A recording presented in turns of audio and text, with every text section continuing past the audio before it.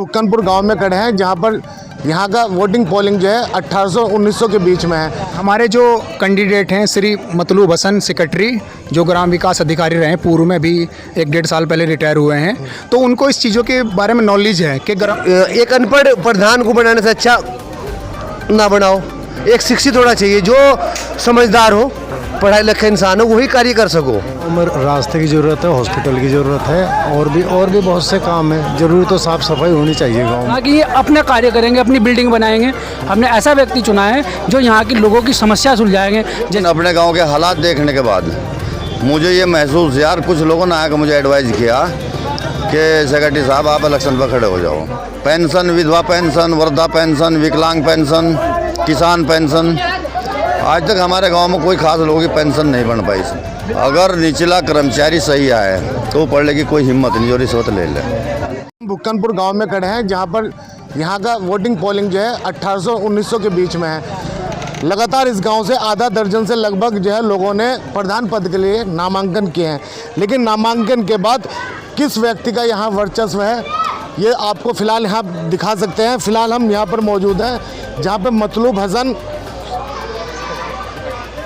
प्रधान पद के लिए चुनाव लड़ रहे हैं और लगातार जो है समर्थन लोगों का गांव के ओर से मिल रहे हैं। हालांकि समर्थन का एक कारण ये भी है कि वो प्रशासनिक सेक्रेटरी रह चुके हैं और अच्छे से उनको जानकारी है कि गांव विकास होना चाहिए, योजनाएं सरकार की तरफ से कैसे आती हैं और सरकार के बाद लोगों तक या गांव तक वो योजनाएं कैसे पहुंचती हैं। तमाम ये जायज़ा लेने के लिए हम फिलहाल बुक्कनपुर गांव में मौजूद हैं और तमाम ये जहाँ पर आप हुजूम देख रहे हैं, यहाँ पर ये तमाम हुजूम प्रधान जो पद के प्रत्याशी हैं मतलूब हसन, उनके मकान के बाहर है। लगातार लोग यहाँ पर समर्थन दे रहे हैं और बुक्कनपुर के ग्रामीण हमारे साथ में हैं, तो इनसे जान लेते हैं किस तरह का समर्थन मिल रहा है, क्या कुछ मुद्दे हैं, किन मुद्दों के साथ लोगों के बीच में जाकर जो है लोगों की जो है समर्थन लोग इनको दे रहे हैं। तो हमारे साथ यहाँ गाँव के कुछ व्यक्ति जुड़े हैं। क्या नाम है आपका? मेरा नाम सुफियान कौर है।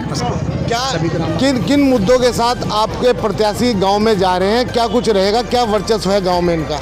हमारा जो मुद्दा है गांव में वो हमारा विकास का मुद्दा होगा, क्योंकि हमारे जो कैंडिडेट हैं श्री मतलूब हसन सेक्रेटरी, जो ग्राम विकास अधिकारी रहे, पूर्व में भी 1-1.5 साल पहले रिटायर हुए हैं, तो उनको इस चीज़ों के बारे में नॉलेज है कि गांव में किस तरह से विकास होता है, कहां से योजनाएं लाई जाती हैं, किस तरह से मतलब अधिकारी से किसको कैसे बात करनी है, कैसे उसको मनाना है कि मेरे गांव में ये समस्या है, सड़क की पद पर रहते हुए तमाम ये सारे काम उन्होंने किए हैं। हाँ, वो तकरीबन 15 से 20 साल सेक्रेटरी रहे और उन्होंने नारसन ब्लॉक में भी सेक्रेटरी रहे।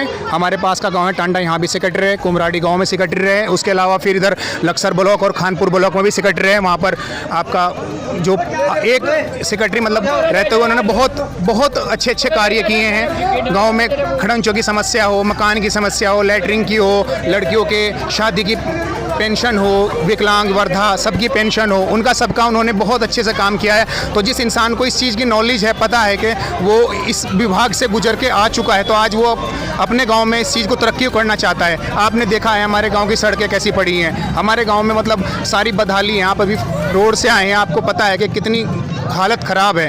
तो ऐसा नहीं है कि क्या नाम है, लोग इस चीज़ को समझ रहे हैं और देख रहे हैं कि भाई एक सेक्रेटरी जो रहा है पहले पूर्व में ग्राम विकास अधिकारी, उसको पता है कि गांव में किस तरह की समस्याएं होती हैं। और अभी गांव में क्या क्या समस्या है? अभी हमारे गांव में मेन समस्या सबसे पहले सड़क की है, उसके बाद हमारी गांव की फिर रात को लाइट वाइट की प्रॉब्लम होती है, ठीक है। और उसके अलावा हमारे गांव में आप क्या कहते हैं, जो लड़कियों की शादी होती हैं, हमने देखा है कि बहुत से गांव ऐसे हैं जहां के प्रधान लड़कियों के लिए 20,000 15,000 की योजना ब्लॉक से लेके आते हैं और गरीब आदमी का साथ देते हैं और उसकी शादी में सहयोग करते हैं। हमारे गांव में इस तरह का कुछ नहीं है। हमारी उम्र भी हो गई, हमने 5-6 इलेक्शन देख लिए अपने गाँव के, सिर्फ हमने 2 मुद्दे देखे हमारे गाँव में जो अधिकतर प्रधानों ने किए हैं कि मकान का और लेटरिन का।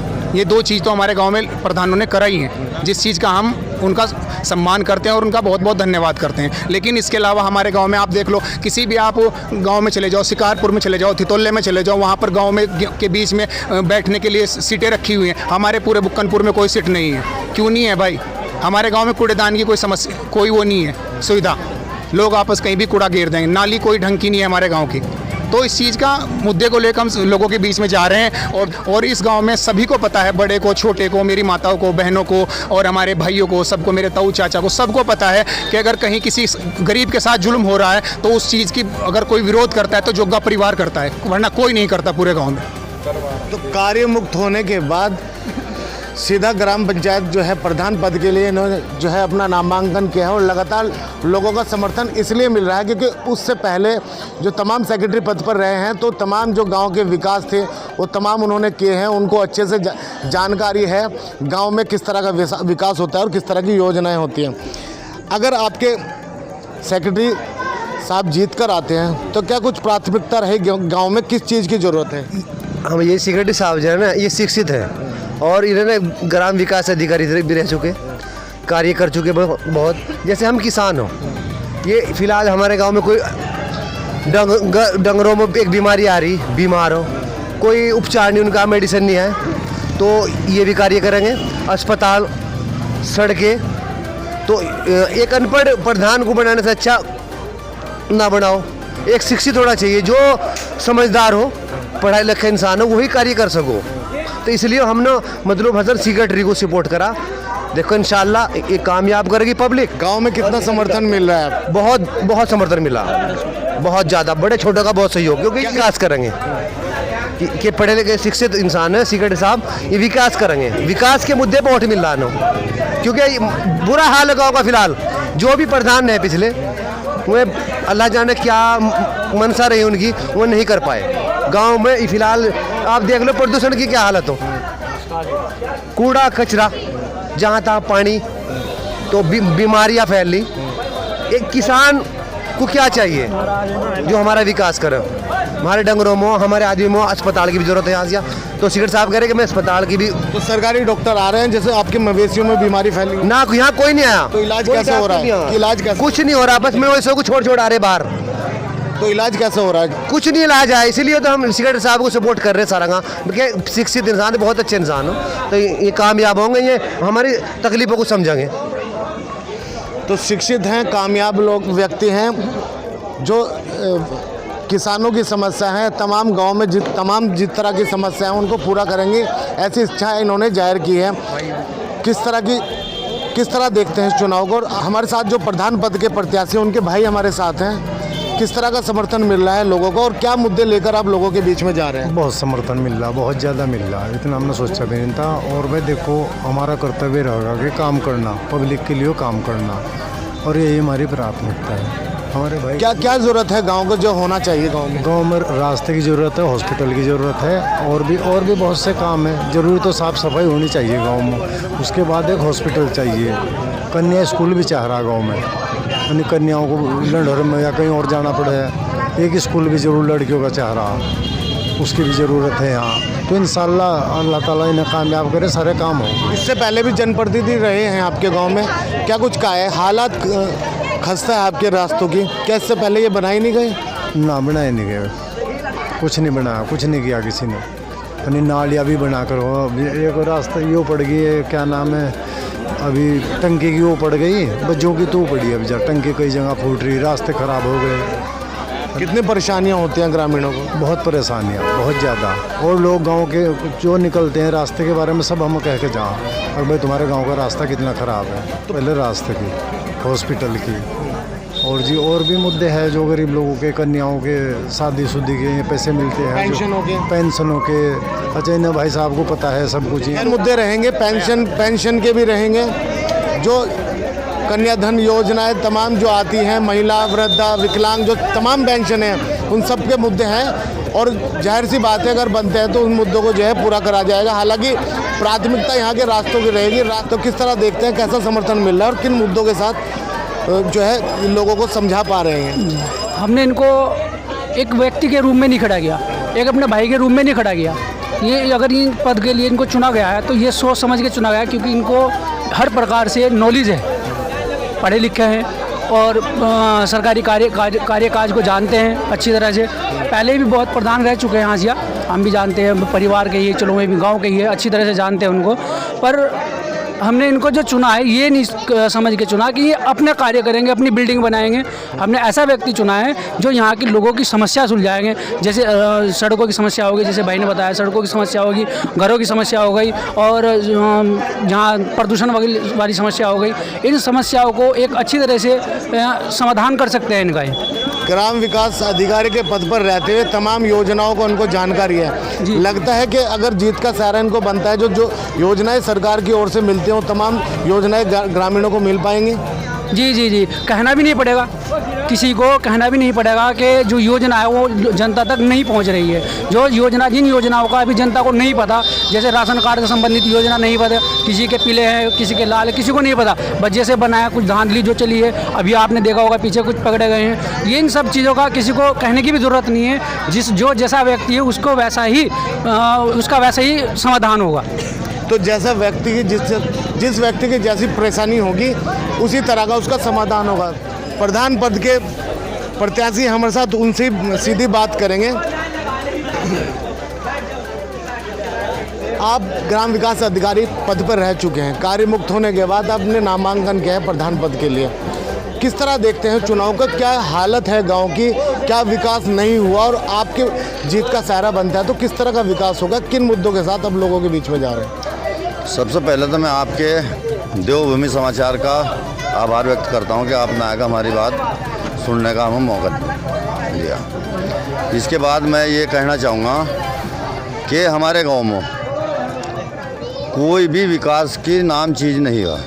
मैं 40 साल के एक्सपीरियंस में ये रहा हूँ कि हर गांव में जितने भी धनराशि सरकार आती रही उसे एट साइड लगाता रहा, लेकिन अपने गांव के हालात देखने के बाद मुझे ये महसूस, यार कुछ लोगों ने आकर मुझे एडवाइस किया कि सेक्रेटरी साहब आप इलेक्शन पर खड़े हो जाओ, हमारे गांव का उद्धार जो है, यहाँ का विकास जो आप कर सकते हैं। इसमें जैसा कि ये तालाब हो, 2-3 हमारे यहाँ से तालाब हो, इन तालाबों की बहुत कंडीशन ख़राब हो, इनमें इतने कीड़े और इतने मच्छर पैदा हो रहे कि यहाँ रहना दुर्भर हो रहा। दूसरी बात यह कि हमारे गांव की में टंकी का निर्माण हुआ था और सारी सड़कें उपड़ी पड़ी है, आज तक टंकी वालों ने कोई सड़क नहीं बनाई। और कई एक सड़कें हमारे जो हम गांव में जब भ्रमण किया इलेक्शन के दौर में, ये दिखाई दिया कि पता नहीं कितनी सड़कें ऐसी पड़ी जो ध्वस्त हुई पड़ी। एक जोजे बिरादरी हमारी पूर्व साइड में, उनका कब्रस्तानों का रास्ता, उसमें घुटनों तक पानी भरा पड़ा रहता। 12 के 13 उनमें अपना जनाजा लेकर भी सही तरीके से तालाब तक नहीं जा सकते। इसके बाद हमारे गांव में लगभग 22 साल से चकबंदी हुई थी, उसमें सरकारी अस्पताल की जगह छूटी पड़ी है। आज तक किसी प्रधान ने नहीं सोचा कि अस्पताल बनेगा। पहली बात यह है कि उन लोगों को यही नहीं पता है कि जानकारी नहीं, कि प्रोसीज क्या, प्रोसीडिंग लिख दी, कार्रवाई लिख दी, रजिस्टर बंदे अलमारी में रखा गया, उसकी फोटो स्टेट करा कर अपने लेटर पैड पर लिख कर जिस विभाग का वो काम हो उस विभाग से हमें वो काम लेना पड़ेगा। उन्होंने तो सिर्फ योग है जो आ रही है हमारी निधि, ठीक है, इसी में उपरातली हो जाएंगे, लेकिन दूसरे विभागों से निधि एडवाइस लेना वो सबसे अहम काम हो। अच्छा, सरकार की तरफ से ग्राम पंचायत को किन किन तरह की योजनाएं मिलती हैं? सरकार की तरफ से ये कई योजनाएं प्रचलित है, जैसा कि पेंशन, विधवा पेंशन, वृद्धा पेंशन, विकलांग पेंशन, किसान पेंशन। आज तक हमारे गांव में कोई खास लोगों की पेंशन नहीं बन पाई। इसमें सबसे पहला मेन मुद्दा है कि जो गरीब आदमी है उनकी पेंशन होनी चाहिए। दूसरी बात समस्या कि हमारे गांव में टंकी निर्माण हुआ था जो चालू कर दी गई है, वो 10-15 दिन 1 घंटा सुबह को 1 घंटा शाम को चलाई गई, अब तक कोई इसका सुधार नहीं है। वो करोड़ों रुपया लगने के बाद भी वो बेकार हुआ पड़ा हमारा। और उसमें लीकेज इतनी कि वो डायरेक्ट ट्वेल चला रखा, न कि टैंकर के जरिए। जब वो ट्वेल बंद करते हैं तो वो पानी चसोड़ता है, उसमें गंदा पानी जो है जैसा लीकेज हो रहा है वो फिर गंदा वापस जाएगा उसमें, तो लोगों के बीमार होने का खतरा सबसे बड़ा हो रहा है हमारे गाँव में। जीतने के बाद क्या प्राथमिकता रहेगी गांव के लिए, जो सबसे पहले आप कुछ कार्यों को कराएंगे? सबसे पहली प्राथमिकता मेरे गांव की सफाई रहेगी। गांव में स्वास्थ्य विभाग से अस्पताल बनाया जाएगा। गांव के जो तालाब है इनकी सफाई खुदाई कराई जाएगी। अभी एक मसला था, ये हमारे गांव में घुसते ही सार 50 मीटर सड़क इतनी ख़राब हो रही है कि इस पर पता नहीं कितने आदमी गिर गए, जिनके औरतें मोटरसाइकिल से नीचे गिर कर सिर फूट गए उनके। मैंने PWD लक्सर को कह एक जेई है बेचारी हल्का, उससे 50 बार फ़ोन करके उससे मंजूर कराई। वो बढ़ने वाली थी, इतने माह 4 संहिता लग चुकी। अब खैर इलेक्शन के बाद ये इंटरलॉकिंग हो जाएगी वह 50 मीटर। तो मेरे इसी किस्म के विकार हमारे अगल बगल के गाँव हों, उनमें कुआखेड़ा डाडे की लक्सर ब्लॉक के मैं उधर सेक्रेटरी रहा हूँ, खानपुर में रहा हूँ। जंगलों में कोई ऐसी चक्रोड़ नहीं छोड़ी जो मनरेगा के अंतर्गत उनमें मिट्टी डलवाए, उन पर खड़ंजे न डलवाए हो। हमारे गांव में एक भी किसी भी जंगल की एक चक्रोड़ पर मुझे कहीं से खड़ंजा या मिट्टी का काम दिखा दो कोई। तो ये काम मेरा जो अब जोटा बुग्गी ट्रैक्टर बुग्गी लेकर जा रहे हैं हमारे अपने गन्ने भरने के लिए, अनाज भरने के लिए, वो बहुत परेशानी का मुकाबला करना पड़ता है। तो सबसे पहले इन कामों को मैं कराऊँगा। अच्छा, शौचालय और प्रधानमंत्री आवास योजना की तरफ से तमाम जो योजनाएं मिलती हैं, लगता है कि पूरे तमाम भ्रष्टाचार फैला हुआ है उन चीज़ों में। जिन पात्र लोगों को नहीं मिल पाता, पात्र लोगों को मिल जाता है, और जिन लोगों को मिलता है उनसे अवैध वसूली भी की जाती है। क्या कुछ कहेंगे, इस तरह का भ्रष्टाचार भी खत्म होगा गाँव में? मैं आपको इसके बारे में ये बतलाना चाहूँगा, अगर निचला कर्मचारी सही आए तो पढ़ने की कोई हिम्मत नहीं और रिश्वत ले ले। मैं लगभग कई सौ मकान निर्माण करवाए हैं प्रधानमंत्री आवास योजना से भी। पहले ये इंदिरा आवास योजना के रूप में था। कभी किसी से कोई पैसा, जनता का पैसा लेना पसंद नहीं करा। मतलब ये चीज़ मुझे माफ़ी की नहीं है और मैं इसे लेना नहीं चाहता कि एक गरीब आदमी को मकान मिल रहा, एक आदमी की हम पेंशन करा रहे, पेंशन वाले पे तो क्या लेंगे, 200 रुपये लेकर उसकी पेंशन कराओगे, क्या पेट भर रहा हमारा? हमें गवर्नमेंट उस चीज़ की तनख्वाह दे रही है काम करने की, हम क्यों उन गरीबों का शोषण करो? उनका खून चूस हम उन्होंने चुना या गवर्नमेंट ना, हम पढ़कर नौकरी पर गए और हम उनका खून चूस रहे, हमें तनख्वाह दे रही 80-90 हज़ार रुपये तनख्वाह दी हम, और फिर हम गरीबों का खून चूसते तो भाई हमें ये गवारा नहीं बिल्कुल भी।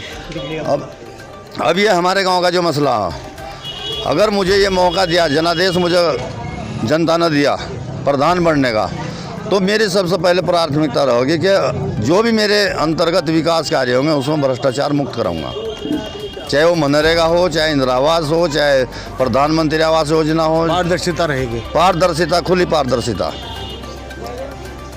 ये मेरा मेन मुद्दा रहेगा। तो सीधी सी बात है, जिस तरह से गांव में तमाम विकास होने हैं उनको प्राथमिकता रहेगी। सड़क, पानी या स्वास्थ्य पे भी ध्यान दिया जाएगा।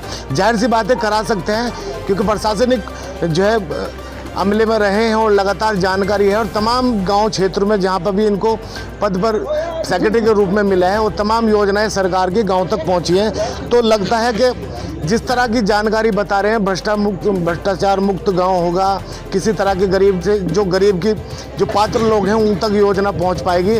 तो इन सारे मुद्दों के साथ लोगों के बीच जा रहे हैं और लगातार लोगों का इनको समर्थन मिल रहा है, और साथ ही साथ आने वाले समय में किस तरह का और रुझान मिलेगा ये तो आने वाला समय ही बता पाएगा। देखते हैं देवभूमि न्यूज़ टुडे। नमस्कार।